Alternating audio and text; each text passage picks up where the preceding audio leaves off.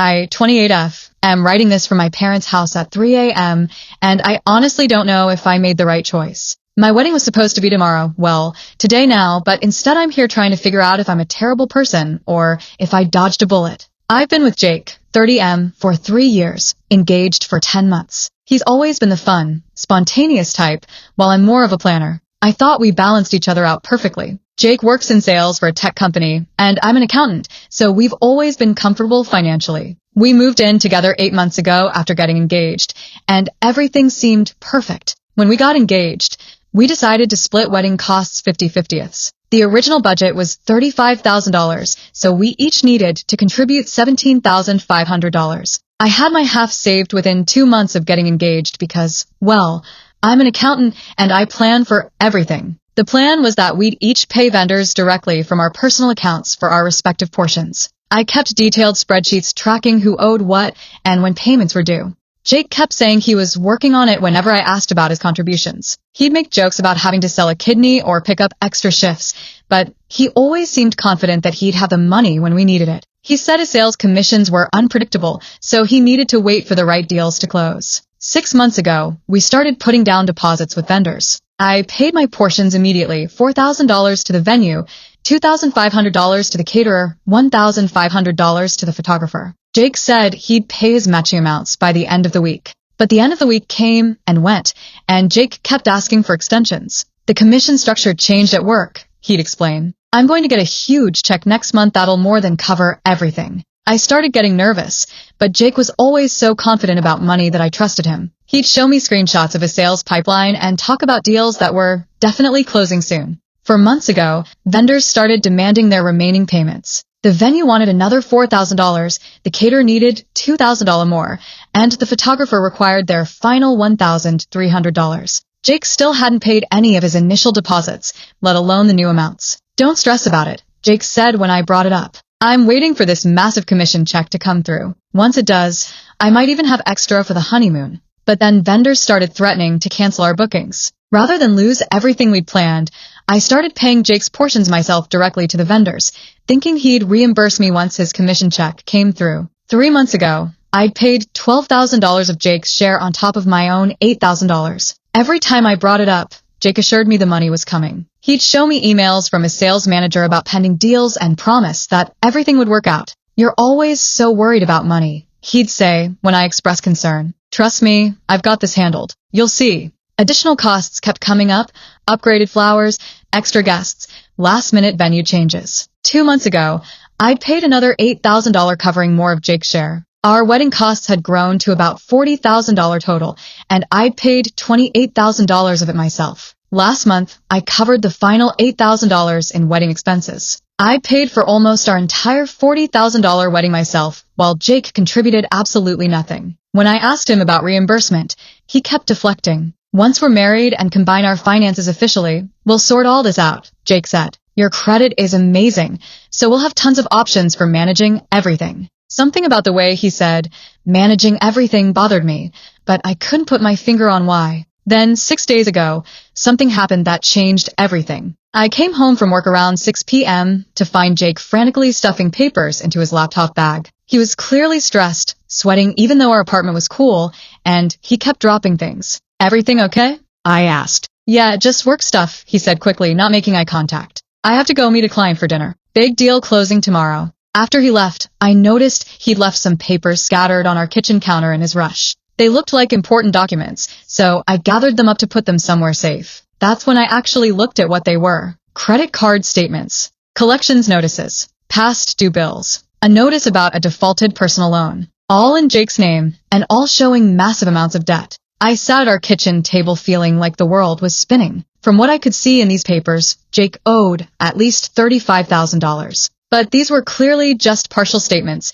Most were showing balances continuing from previous pages I didn't have. There were credit card statements showing recent purchases I'd never heard Jake mention, a $3,500 charge at an electronics store, $2,800 at a luxury clothing boutique, multiple charges at expensive restaurants on days when Jake had told me he was eating at work. There was a personal loan for $15,000 that Jake had taken out 8 months ago, right around when we got engaged. Most shocking was a partial medical bill for something called aesthetic enhancement procedures, showing a balance due of $5,200. Jake had never mentioned any medical procedures to me. When Jake came home that night around 11 p.m., I was waiting for him with all the papers spread out on our dining room table. "We need to talk," I said. Jake's face went completely white when he saw what I'd found. He stood frozen in our doorway for almost a full minute. "It's not as bad as it looks," he said finally, sitting down across from me. "Jake, these are just partial statements, and I can already see $35,000 in debt," I said. "How much do you actually owe?"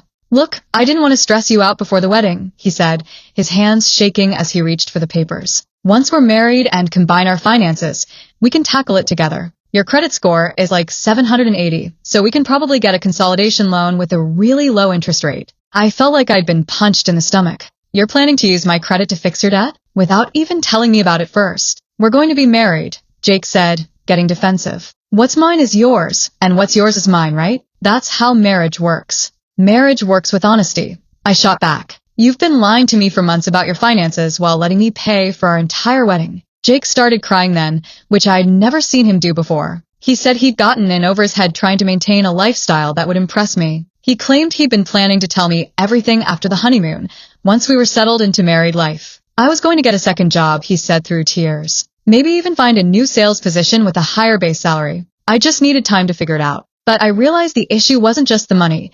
It was that he'd been planning to make his financial problems my financial problems without my knowledge or consent. The next morning, Jake left for work early, probably to avoid more confrontation. I called in sick and spent 8 hours going through every piece of financial paperwork I could find in our apartment. What I discovered made me physically ill. Jake had been living completely beyond his means for years. I found statements for 7 different credit cards, all maxed out. There was documentation for a defaulted auto loan for a car I'd never seen.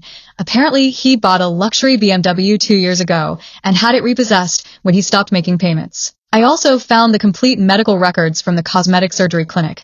Jake had gotten multiple procedures totaling $9,200, a nose job, chin implant, and some kind of body contouring. He'd been making payments but had fallen behind, which explained the collections notice. When I added up every piece of debt I could find, Jake owed $52,000 total. But the most damning discovery was a folder hidden in his desk drawer containing pre-approved credit card offers and loan applications. All of them required information about household income and assets. Jake had been researching exactly how much borrowing power we'd have together once we were married. The most shocking find was a notebook where Jake had written down financial calculations. He'd estimated our combined income, my credit score, and potential loan amounts. At the top of one page, he'd written post-wedding debt consolidation plan and outlined how he could use my credit to refinance all his debt at lower interest rates. He'd been planning this for months. Jake was going to let me pay for our entire wedding while hiding massive debt that would legally become my responsibility the moment we said, "I do." In his mind, marrying me wasn't just about love. It was his escape plan from financial ruin. That evening, Jake came home with flowers and takeout from my favorite restaurant. "I've been thinking about what you said last night," he started. "And you're right. I should have been more upfront about my financial situation." I thought he was going to come clean about the full extent of his debt, but instead, he doubled down on his deception. "I talked to a financial advisor today," he continued, "and he said that once we're married, we can use your excellent credit score to consolidate all my debt into one low-interest loan. We might even be able to qualify for a mortgage sooner than we thought." He was literally planning our financial future around using my credit to fix his secret debt. I felt like I was engaged to a complete stranger. "Jake, we need to postpone the wedding," I said quietly. His face went white. "What? Why?" "Everything's been planned for months. Everyone's flights are booked. Because you've been lying to me about everything," I said. "I found all your debt paperwork today. $52,000, Jake. You've been planning to make me financially responsible for problems you created without even telling me about them." Jake went into full panic mode. He started crying and begging, saying he'd only hidden the debt because he loved me and didn't want to lose me. He promised to get a second job, to cut up all his credit cards, to pay back every penny before we got married. "We can postpone for 6 months, he pleaded. "I'll prove to you that I can fix this." But I realized that the problem wasn't just the debt, it was the deception. Jake had looked me in the eye for months, watched me stress about paying $40,000 for our wedding alone, and never once considered telling me the truth. "I need time to think," I told him. "I'm going to stay at my parents' house tonight." "But the rehearsal dinner is tomorrow night," Jake said desperately. "All our families are here. We can't postpone the wedding now." That's when I realized that Jake was more worried about the embarrassment of canceling than he was about fixing our relationship. I'm not worried about embarrassing people, I said. I'm worried about marrying someone I can't trust. That's when I made my decision. Update: the night before the wedding. I spent the entire day at my parents' house, thinking about everything Jake had hidden from me. My mom and dad were supportive but shocked when I explained what I discovered. They'd always liked Jake, but they agreed that starting a marriage with this level of deception was impossible. By evening, I'd made my decision. I couldn't marry him, but I also couldn't just disappear and leave everyone wondering what happened. Too many people had invested time and money in our wedding to deserve being left in the dark. Jake had invited about 40 family members and friends to our wedding. His parents had flown in from Oregon, his grandparents had driven 8 hours from Nevada, his sister had taken time off work and arranged childcare, and several college friends had bought plane tickets. These people deserved to know why their son/brother/grandson/friend was suddenly getting left at the altar. I also realized that Jake's family might not know about his financial situation either. If Jake was willing to lie to me about $52,000 in debt for months, he was probably lying to them too. They might need to know what kind of financial decisions he was making, especially if he'd been borrowing money from them. The rehearsal dinner was scheduled for 6 p.m. at a restaurant downtown that Jake's parents had generously paid for. I showed up at 5:45, wearing jeans and a sweater instead of the nice dress I'd originally planned.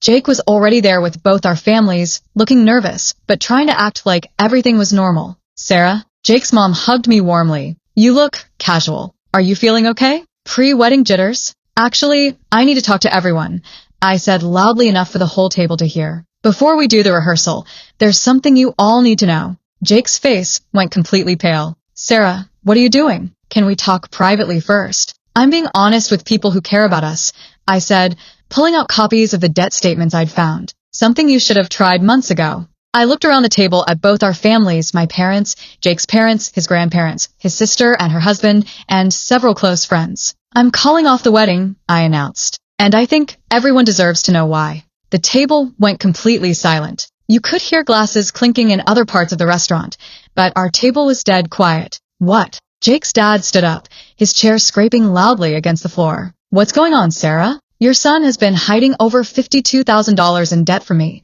I said, handing the papers to Jake's parents. He's been letting me pay for our entire $40,000 wedding while planning to use my credit to fix his financial problems after we got married. Jake's mom took the papers with shaking hands and started reading through them. Her face went from confusion to shock to horror as she processed what she was seeing. Jake, she said quietly, what is this credit card bill for $3,500 at Best Buy? When did you buy electronics worth that much? And this medical bill, his dad added, looking at another page. $9,000 for aesthetic enhancement procedures? What kind of procedures? Jake was trying to grab the papers away from his parents. This is private financial information. Sarah had no right to go through my personal documents. I had every right, I shot back. You were planning to make your debt my debt the moment we signed that marriage certificate. I found these papers on our kitchen counter where you left them. Jake's grandmother was looking at a collections notice with her glasses perched on her nose. Jake, this says you haven't made a payment in 7 months. How long has this been going on? I realized that Jake's family was discovering his financial problems for the first time,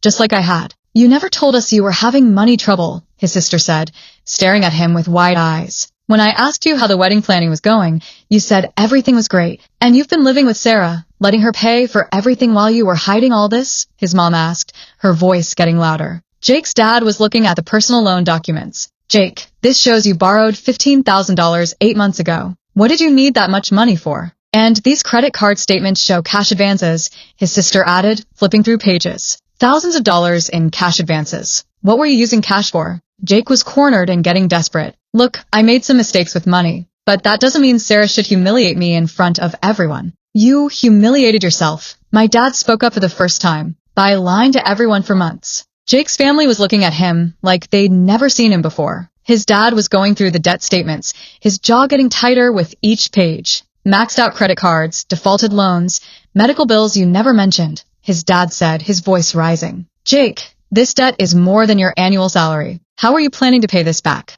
We were going to figure it out together, Jake said weakly, gesturing toward me. No, y correcta firmly. You were going to figure it out using MY credit and MY money. Without telling me about it first, Jake tried to take control of the situation. Look, every couple has financial challenges. Sarah's making this seem worse than it is. We could have worked through this privately. Worse than it is? I laughed bitterly. You've been lying about your income, your debt, and your ability to contribute to our wedding. You let me spend $40,000 of my own money while planning to use my credit score to solve your financial problems. Jake's sister was studying one of the credit card statements more closely. Jake, this shows you've been taking cash advances for over a year. And these restaurant charges. You spent $400 at Morton Steakhouse last month, when Sarah thought you were eating at work. And these medical bills, his mom added, her voice shaking. Jake, what kind of procedures cost $9,000 that you never mentioned to any of us? The table was getting louder as everyone started talking at once. Jake's grandparents looked confused and hurt. His sister's husband was shaking his head in disgust. My parents looked angry on my behalf. Jake's dad stood up and threw the papers down on the table. Jake, how could you do this? To Sarah, to yourself, to this family? I was going to fix everything after the wedding, Jake said desperately. Sarah's making it sound like I was trying to steal from her or something. You were trying to steal from her, his grandmother said sharply. You were going to make her responsible for debt she didn't know about. Even Jake's own family was taking my side. And what about us? Jake's sister asked, how many times in the past year have you asked to borrow money from me? Now I know why you never paid any of it back. Jake's mom was crying now. Jake, we raised you better than this. How could you lie to someone you claim to love? Jake tried one last desperate move. Sarah, please. We can work through this. Don't throw away 3 years over money problems. I'm not throwing it away over money problems, I said, standing up so everyone could hear me clearly. I'm throwing it away over lies, over trust, over the fact that you saw our marriage as a solution to your financial problems instead of a partnership.